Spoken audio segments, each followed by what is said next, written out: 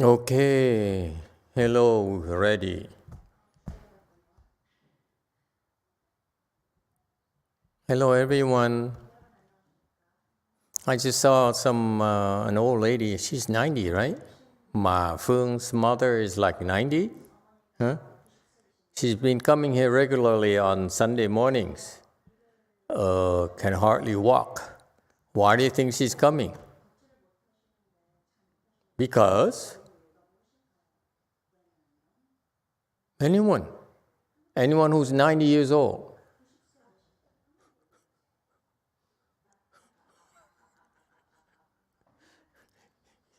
It's obvious when you're 90 years old. The body is breaking up. It hurts. And it hurts 24 hours a day. And it's tiring to tell your daughter and your family that I'm hurting, I'm not feeling good. They say, what else is new? Okay? And so why would she bother coming here? Because it hurts less. They get relief. Does it make sense? Otherwise, for her to go from a house to here, hop on the car, and the way the daughter drives probably too jerky, not as smooth as a Rolls Royce. Okay, and you come here and you have to get off the car, climb down the stairs, go up the stairs, 2 sets of stairs, and then walk around. I mean, it's a lot of work. Why would you do that? It's more pain and suffering, yes? Still only doing it because he gets relief. So why did she get relief? Because the chi of the temple is so strong that when you go into this force field, the chi field is so strong that your chi also increases, therefore you feel better. You get some relief on your pain, on your aches. Okay? Does it make sense now? Otherwise, I'm 90 years old and it's too much pain and suffering to go to the temple. I would not even bother going. Yes? I would complain, I don't feel good going to the temple. So, if it's good for her, it's also good for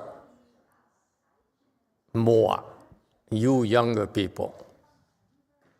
You believe it? You just don't feel as much because you're not achy, you're not as grouchy.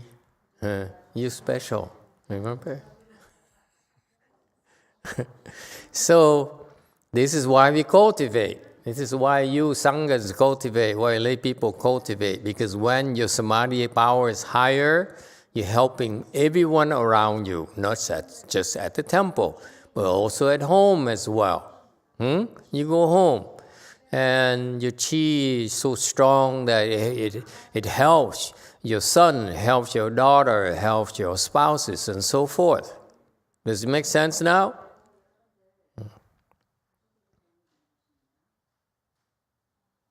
Anyway, along the line of gossiping, I just came back from our temple in the Sunset District, San Francisco.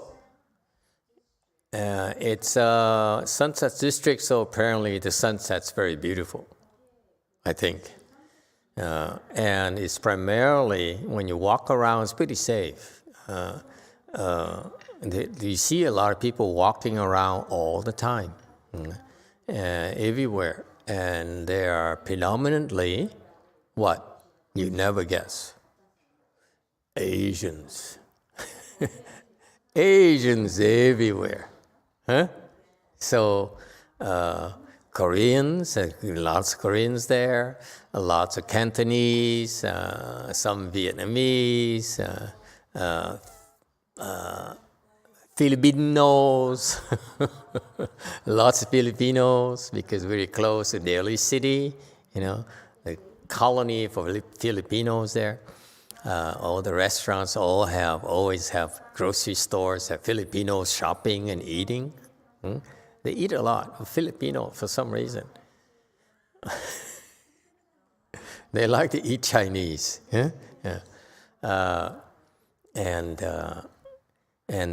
So And so it's very safe and very pleasant because it's good air. It's about a mile from the ocean. So you always get this ocean breeze, okay? And so I was strolling around 9 o'clock at night in the Sunset District, about 2 miles away from our temple. I don't know why I went that far. Anyway, and something struck my attention. I saw a Caucasian couple, pale-faced people. Okay? What were they doing in our Asian city? What were they doing? If I told you what they were doing, you would never believe it. Were they eating or drinking at a bar or eating at a restaurant? No. What were they doing? Were they catching a bus? No. Were they catching the tram? No. What were they doing? I give you $5 to the person who guesses right. I'm really low on funds nowadays. The remodeling is killing me. It's going well. It should be done by next month, end of next month. Yeah? What were they doing? Huh, Joseph? What do you think these pale-faced people are doing? What were they doing?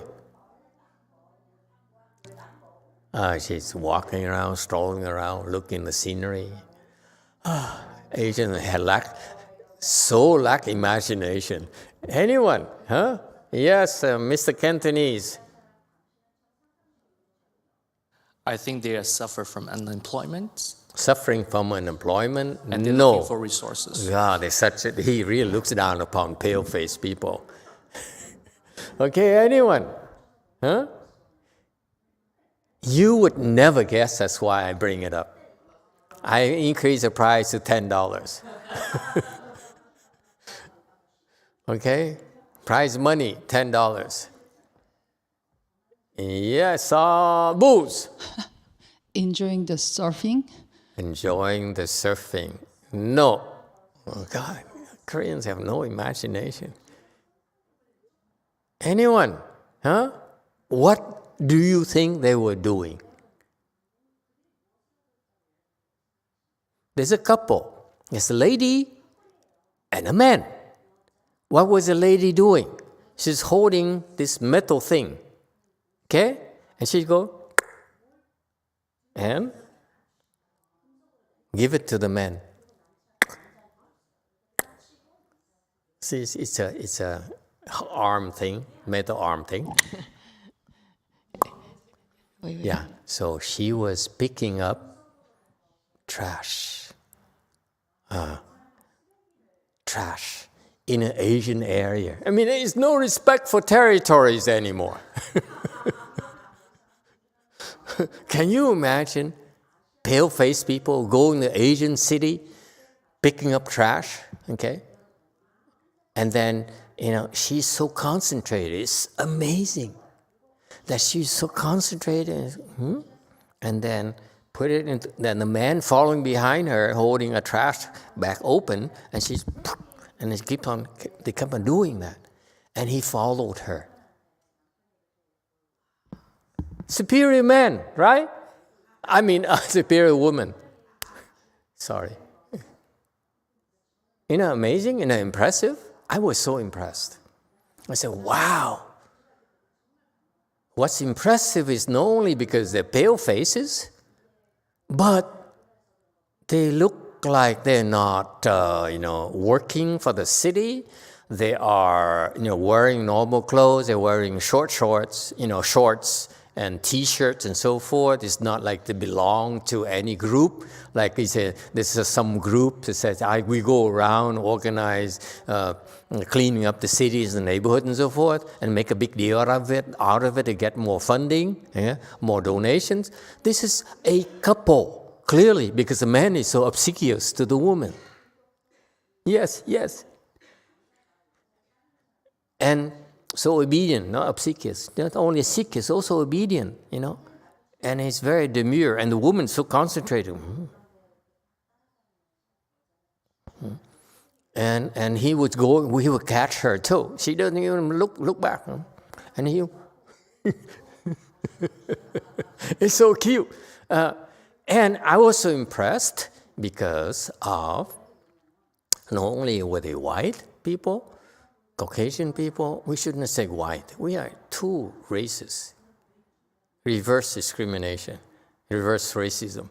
Anyway, what's impressive is that the spirit behind it.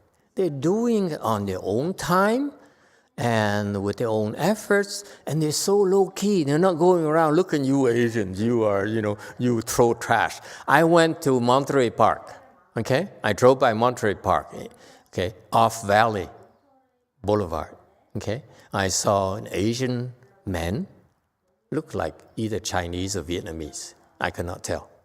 Chinese and Vietnamese so close. They look so close. Now, they're not Korean. Koreans look different, okay?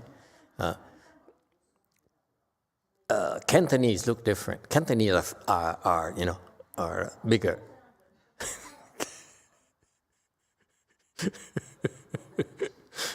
But that Cantonese man, about much shorter than Joseph here, he was walking around and he just make his face and then throw this paper napkin on the street as if hey, big deal, it's not my country. That kind of attitude. I was shocked. Okay, but here and then I'm so used to it, because in that area, Cantonese people, they think they're still back in Canton or something. So the groceries aisles are not, the standards of Safeway or, so forth. But to see that that young couple there, they're about in their 30s, maybe early 40s at most, more like 40s, going around the neighborhood, picking up the trash on their own time, okay, and not making a big deal out of it. And the Asians ignore them completely. So they've been doing this for so long now, okay? It's not like the first time. So there's a teamwork. And the Asian maybe have seen them there around before, so they ignore them completely. It's so beautiful. I saw that such a beautiful act from pale-faced people. Isn't it fascinating? I was so impressed. Yes, 8. Master, they probably live there. I mean, they weren't... That's my impression, too. Yeah, they're just beautifying the neighborhood, cleaning up the neighborhood. Just the neighbors. Yeah, so they live in a yellow community, and they chose to go around and clean it up. It doesn't matter whether it's a yellow neighborhood or a white neighborhood. You just clean up where you live. How about that for spirits? Okay, think about it. We go, there are lots of small restaurants, mom and pop restaurants, hole-in-the-wall type operations. And you go there, and it's very cheap, food's very cheap, and you eat, and you go out, and you carry some stuff, you can't finish it because it's so cheap. Food is so much food, and then you throw the paper napkin on the street because, everyone else doing it as well. So these people walk around, pick up the trash.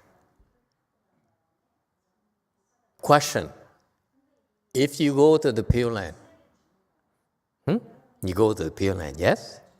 And you order some, and you want to eat some lobster.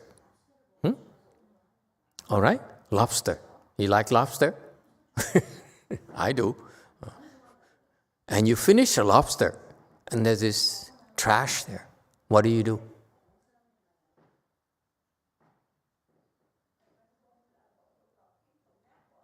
She says, when I finish a lobster in Pureland, I will wrap it up in a plastic bag and find a trash can and throw it. Put it in the trash can. I will not put it on the street, on the pavement.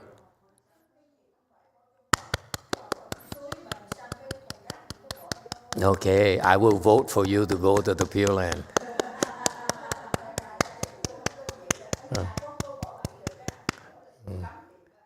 Okay. Yeah. How about the rest of you? What would you do? Yes, 9. Thank you, Master. I imagine when you eat enough, it just disappears. It disappears. Exactly. You don't even have to do that. When you finish your lobster, you finish your carp, the salmon. You steam salmon, you steam carp, and it's still the bones, the spine is still left, right? Or the skins of the lobster is still left, or these claws, and so forth. As soon as you're done, all gone. Don't need to do anything. And that's part of the service. Yeah, cool. So it's no need to worry about picking up the trash from the pavement on the sidewalks. Never happens, okay? And that's the nature of the blessings. We are so blessed in that neighborhood to have a young couple, Caucasian couple, going around picking up trash for us, Asians. That's our blessings. Make sense? Interesting. The reason I loved it because I love the spirit. It's a kindred spirit, sort of, because it's so rare to see people, especially in this turmoil and polarization of America, so that they control the votes or whatever, divide and conquer, whatever. Okay, and people are so extreme nowadays and violent. You see this young couple, this middle-aged couple, whatever, going around and cleaning up a neighborhood and not make a big fuss over it, not raise money, not get on the news or whatever, because it's the right thing to do. Okay, that's a spirit that is remarkable, and this is what I love about this country. There's so many people who are like that. Okay, there's lots of decent people, and this is what I'm proud of. In that, this is what we do too at our temple. We contribute to the community. This is what we do. We don't make a big deal out of it. We don't try to become famous. We don't try to make money. We don't try to get more attention, more people. Okay? Just helping out when we can, that's it. When you can make it to the temple, we help you. Like the old lady there, she comes here and she got some relief. And then we gave her some oil and to go home, bring it home and, and get more relief when she's not here and so forth. Okay? So this is what we do. I'm very proud of that. This is actually a very good influence on even young people like him, Joseph, or the young lady in San Jose. And they're exposed to this kind of attitude from the people who come here. We're not here to promote ourselves, to seek benefit for ourselves. Okay? And we're here to become better people so that we can benefit more of our communities. Wherever you live, you bring it back with you. Okay? So I'm very proud of that. And therefore, it pleases me to no end when I see our people improve, because the more, the higher level, your samadhi level, the more you can benefit, the more people, you can be a good influence too. Okay? So for example, another thing that made me very happy is to see that, go ahead. Number 6, the lady who would put the lobster tails to the trash can.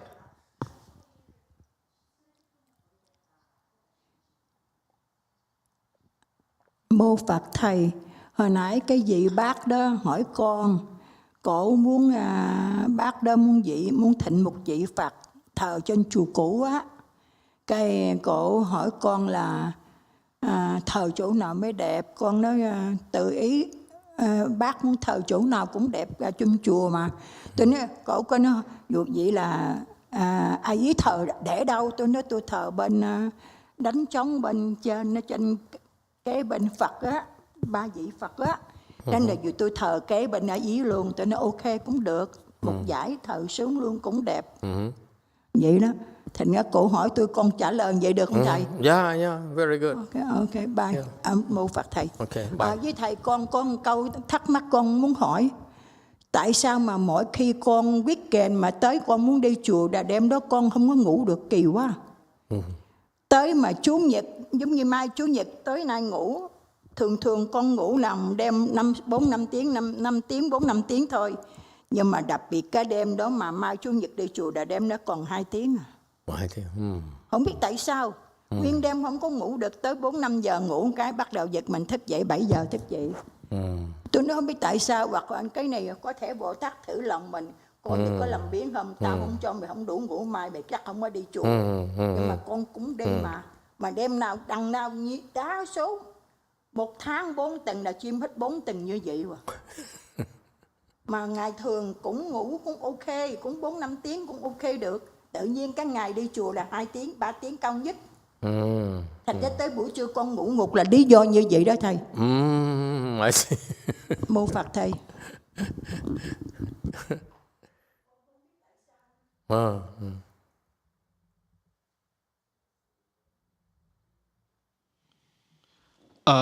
Master, previously this old lady wanted to request a installation of a Buddha statue at our own old temple. So she wanted to see where to locate the statue so that it looks adorned. So Ching Sang, I advised her to put it right above the drum and bell and next to the Buddha so that it can look better. And she wanted to put it right next to Ching Sang's family statue, the installation. And Ching Sang said, yes, that would be okay. I don't know if it is okay to advise her that way. And also I have a question, is that every time before I go to the temple, the night before, I only can sleep 2 hours. Because usually I can sleep 5 to 6 hours every day. But always the case that the night before on Saturday, I sleep only 2 hours. And then the next day I woke up, I go to the temple, I feel drowsy, and in the middle, at lunchtime, I'm gonna sleep. I'm gonna pass out because of that. So then, do you know the reason why? Okay, first of all, the lady who asked to sponsor a statue of Lu Mountain Temple, it's interesting. She's been coming to the temple occasionally, once in a blue moon for several years. Once in a blue moon only, okay? And it's sad to see that she's more advanced in age, she's weaker, can hardly walk nowadays, but before she could walk, okay? But it's interesting observation is that we never try to do anything to her, okay? Meaning try to go out our way to make her feel comfortable and please her so that she would make a bigger donation or leave her money to us, which we actually secretly hope that she does. Now I brought it up. But the point here is that it's funny that she's, we're so aloof with the people who come, and we just, everyone is just simply pleased to see her and be nice to her, and that's it. We're very polite and nice to her and kind to her, that's all. And so we never forced the issue, never talked about really anything at all, statues or anything. And she decided, after all these years when she's weaker and not very healthy, to sponsor a statue. And that is to me, it's nice, because I think it's a confirmation that she likes us. She likes the kindness and the low-key type of approach in the cultivation. Really, it's very difficult to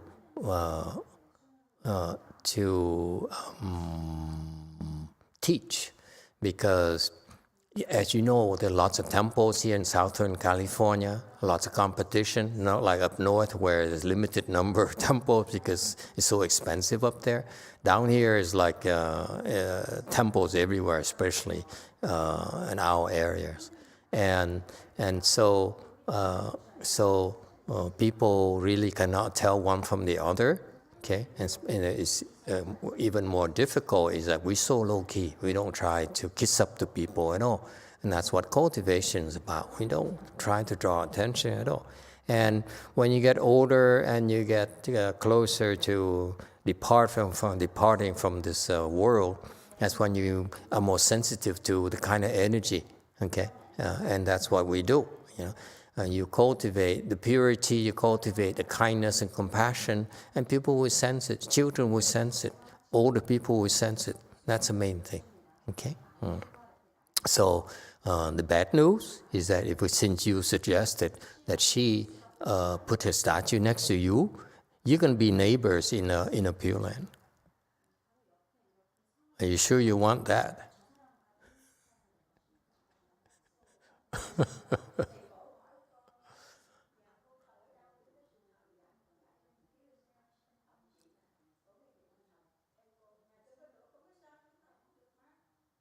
Boy, seeing her once at the temple is okay, but seeing her every day as neighbor, careful. We don't know her that well, you know?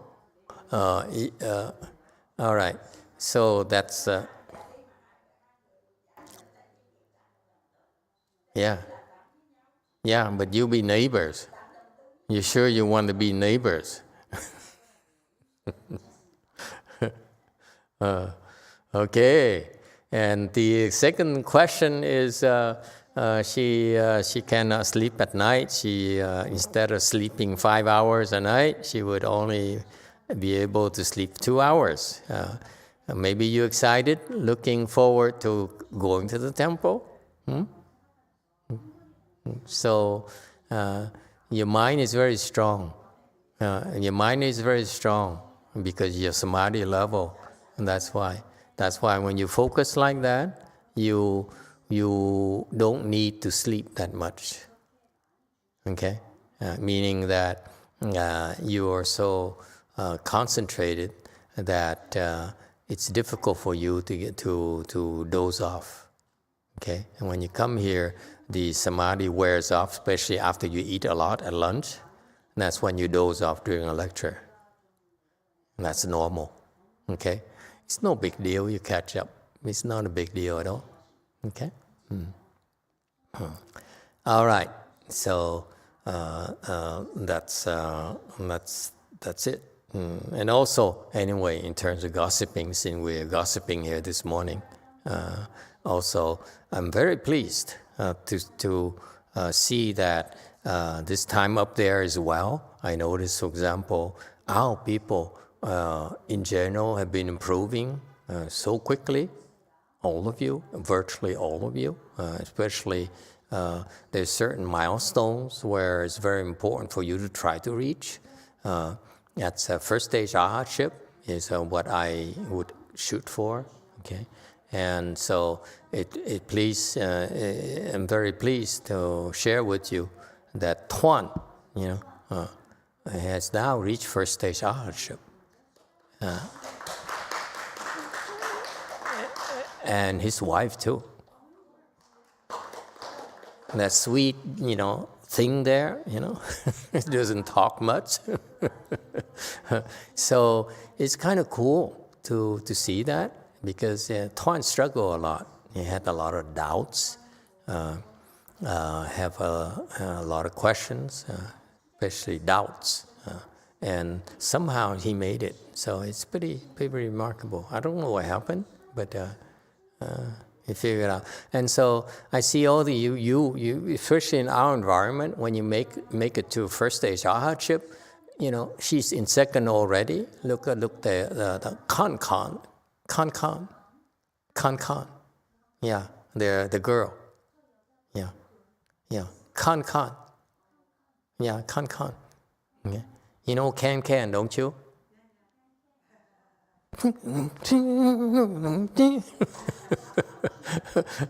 Moulin Rouge, huh? The Red Moulin, huh? She's in second already. It's just naturally. That's a nice thing about environment. Once you make it to first, for some reason, these people, they go naturally, get higher and higher naturally. So, so it's so cool. Okay?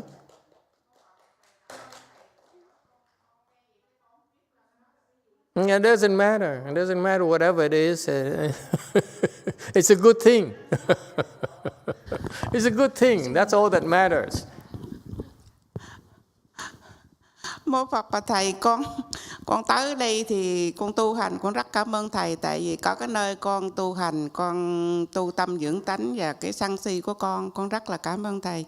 Nhưng mà thầy cho con những cái điều mà thú vị là cái từng bậc đi lên thì mô Phật cảm ơn, chứ con không hiểu là cái đó là cái gì sao hết trơn. Thầy nói thì con nghe con rất là cảm ơn thầy. A Di Đà Phật. Yeah. He says, I thank you. I don't know what you're talking about. But I thank you anyway. It doesn't matter. It's about you. It's the peace and bliss you experience yourself. It's not something that you can brag about. It's just how we feel inside. That's all that matters. Okay? Cultivation is very personal. It's not something you want to brag about and write home about. It's just it's just being. Cultivation is being yourself. Okay. All right. So it's interesting. Many of you are improving by leaps and bounds. It's like formless realm I see everywhere now. It's just like it's so boring. It's like the norm, and they put so much pressure on the new Sanghas. They say, "Oh my God, I better hurry up."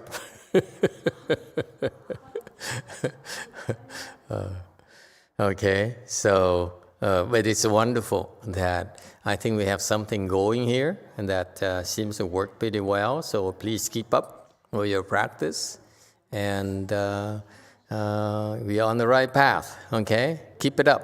No need to change. Okay, it's about you. Again, ultimately, it's about you. For you newcomers, keep coming. Keep going to the temple. Let me warn you, you find a lot of challenges. Actually, it's easier for you nowadays. Before, at Lu Mountain Temple, it's very, very tough. Okay, the screening, the filtering process at Lu Mountain Temple was brutal. We turn people down, we turn people away. Now at Way Mountain Temple in Northern California, people are so kind. It's disgusting to me, but but it's still it's rather difficult, because if you go to the temple expecting to be kissed up to, expecting to be treated special, okay, you won't make it. Okay, and so that's why it's still very, very tough. But the difference is that they don't allow me to talk to you anymore. So that's why I don't get a chance to turn new people away anymore. No, actually, in all truth, nowadays you guys are so kind and compassionate. It's so nice to see that. Okay, so keep it up, and eventually we need to around August. Next week is One Yin Dharma Assembly. Am I correct? No? Yes. Next week is One Yin Dharma Assembly. Please come and join us. And around August, we will start doing the announcing ourselves, and we plan to do the marketing for Dharma Treasury, so that we will officially make it open to the public, so that we can help a lot more people up there. Okay, that is a Pureland Dharma door temple. So, and that we use it to announce our American Pureland Dharma door as well, our Chan, American Chan Dharma door as well.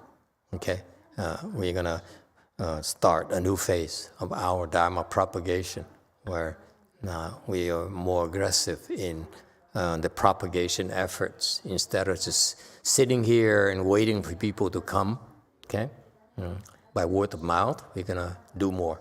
Okay, to make it more available, and do our brand of American Mahayana. Okay, that's all I have for you. Yes, is there a question? Master, I was just thinking, we're going to have the Relics exhibit in Dharma Treasury Labor Day weekend. Yes. And we won't be having it here at Way Mountain, correct? Correct. So I was thinking that it might be nice if there are any people who during the Labor Day weekend want to take a nice drive up to San Francisco and be there to help us welcome people to the Relics. If anyone's free and has a nice long weekend, it'd be really nice. You'd be welcome. You can drive up there, and we take care of the housing and food for you. That would be great. Thank you, Master. And the reason we're going to do only the Relics exhibit up there is for this year. Next year, we do at the same time, simultaneously, both up north and down south as well. But for this year, we're short-handed, so we're not quite, don't have the manpower yet. So we concentrate in Northern California as an introduction of the temple. But next year, I promise we will do it both at the same time. Okay? And we train people up there. Okay? And lots of people. All right? Okay. But do join us and do come up if you will. We still need to order display cases and bring them up there and so forth. Could not find any display cases up north, manufacturers or whatever. They're all down here. So we have to transport them up there. That's why I alluded to a math problem yesterday in the lectures. I asked them, I don't want to spend 4 weeks transporting them. And how do I transport them? And so they answered, the best answer they gave me is 4 weeks. They said, and they couldn't figure out how could it be shorter than 4 weeks. All of my disciples. I'm glad I studied math in college. Otherwise, all be in big trouble. Engineers and programmers and something wrong with them. Hey, old monkey's here with his son and the young man.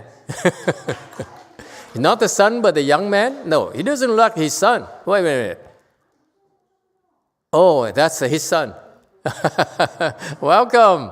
Oh, look at that. Hey, the abbot from Dharma Treasury, we're talking about that. Welcome, come in. Huh? Okay. How was the drive? Oh, very good.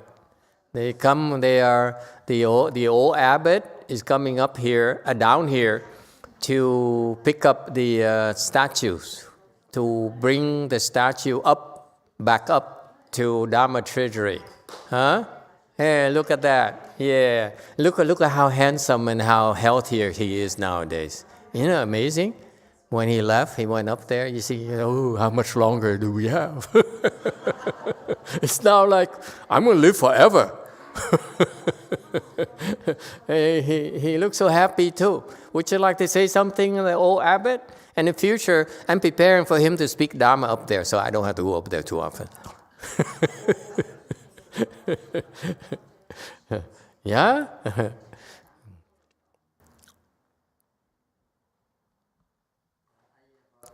One. Hey. Kính thưa chào thầy và tất cả quý vị Phật tử.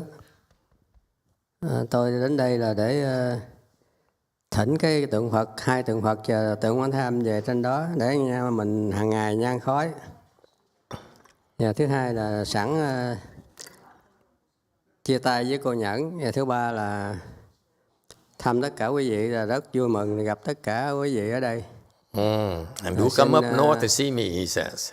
Chúc quý vị nhiều sức khỏe và tu hành tiến bộ. Xin hết. Hello, Master and everybody.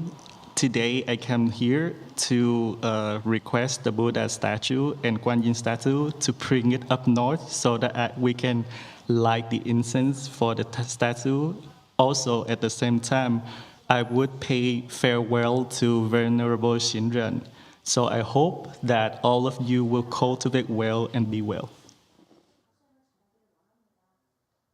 Oh. Glad to have you. Okay. Feed them, the son and the second son. The real son and the adopted son. Okay, thank you everyone. Let's take a short break, a few minutes break, 5-minute break, and then do the lunch offering and go eat. Sounds good? Okay, thank you. One, quickly. Tin quý vị là quý vị cúng dường hai cái tượng Phật đen đó, bây giờ nó sinh ra xá lợi rất là nhiều. Oh yeah. Lần đầu tiên thì gửi ra hai cái tượng mất rồi, cái phần nó mất. Lúc người ta đang làm lễ, người ta ngồi thiền làm lễ trong cái đêm đó thì mất. Bưu điện nó làm sao mất rồi. Nhưng mà khi mà mấy người nó lấy đi đó, cái tượng chưa có đem đi thì ông thầy ông thấy sanh ra nữa, ông lượm ông cất. Thì bây giờ tôi đang giữ ở Việt Nam á, thì tháng 11 này tôi về, tôi đi với A Trang qua Thái Lan để thỉnh thêm số xá lợi cho cái chùa Pháp Tạng. Thì bây giờ tôi về tôi sẽ bưng số 2 xá lợi đó qua. Sinh rất là nhiều. 2 cups worth. Translation. There's a good news I would like to announce to everybody that our two Buddha's black statue gave birth to a lot of relics. However, during the time that it transported to America, the post office lost the relics. But the night before it got transported, there was a lot of relics appear. So one of the monks there kept the relic itself. So then during November, I will go back to Vietnam to pick up the statue, as well as going to Thailand with a chance to in the inquiry for the relics, more relics for our temples. So during that time, I will bring the statue back to America and with the relics itself. Dạ, tôi có cảm tưởng là cái chùa Pháp Tạng đó, thầy chúng ta làm, thầy chúng ta theo thầy làm cái chùa Pháp Tạng đó. Tôi có cảm giác là ở trên ân trên Tam Bảo ủng hộ chúng ta, Phật và Bồ Tát và Chư Thiên ủng hộ chúng ta rất nhiều. Tại vì tôi lên thỉnh xá lợi cho cái chùa Pháp Tạng đó, thì xá lợi rơi ra tôi lượm trong 2 ngày ở gần 2 chén ăn cơm của mình đó. Trước mặt hàng chục người trong chùa chứ không phải là một vài người. Người ta nói chưa từng có bao giờ như vậy hết. Thì từ đó tôi mới có cảm giác là mình lập cái chùa Pháp Tạng đó được Phật Di Đà và Chư Thiên và Chư Hộ Pháp người ta ủng hộ mình. Bây giờ 2 cái chén đó tôi đang giữ ở trên sông Phan á, và một số xá lợi rất là quý. Người ta cúng thêm cho tôi, cá nhân tôi, và nó rơi ra tôi lượm trên 2 chén ăn cơm á. I have the feeling that DTT got the protection and the support from the craze of the Triple Jewel a lot is because I have collected a lot of relics, all the way equivalent to 2 bowls of rice, and I kept it up there in the northern.